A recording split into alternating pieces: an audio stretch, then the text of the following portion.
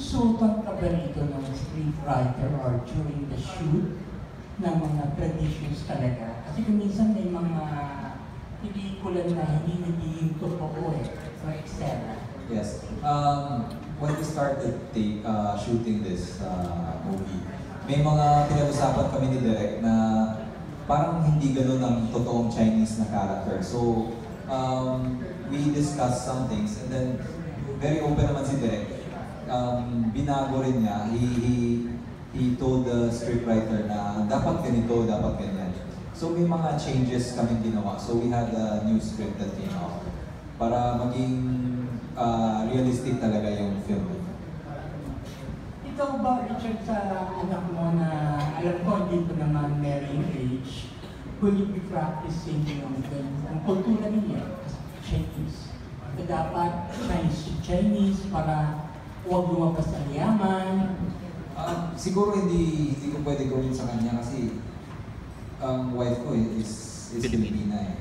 So, Pinay. Yeah, Ikaw lang ang Chinese talaga. Ako lang Chinese. Pero naging issue ba sa family mo na nung sa akin, nung sa panahon ko. Pero hindi na kasi ako traditional. My parents were traditional and conservative. Pero sa boys lang, sa girls, parang okay lang sa kanya. Totoo naman yun. So, I don't think na gagawin ko sa anak ko yung ginawa sa akin. Kawawa mga babae.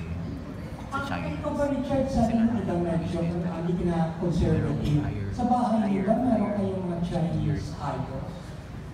Na Jostics? Wala. We have an altar na crucifix si Jesus, pero wala kami mga Chinese na. Sa mga bagets, kasi Chinese character ni Jesus, di ba? Kung sakasakaling hindi man Chinese talaga or i-arrange kayo ng mga parents nyo kung sino yung mga asawa niyo, would it be okay? Kung pangkabuhay showcase naman? Ano ba yun? Showcase marriage kasi may purpose eh. Pangkabuhay showcase. Ang purpose ng this marriage.